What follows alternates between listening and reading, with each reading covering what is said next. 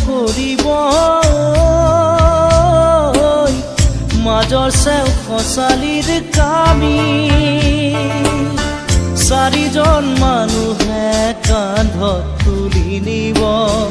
চাৰিজন মানুহে কান্ধত তুলি নিব নৈৰ ঘাটলে বুলি মোৰ মনাই নৈৰ ঘাটলে বুলি দেহৰ ভৰসা নাই বুজিছানে নাই দেহৰ ভৰসা নাই বুজিছানে নাই আজি হাঁহি আছো ক'বতো নোৱাৰো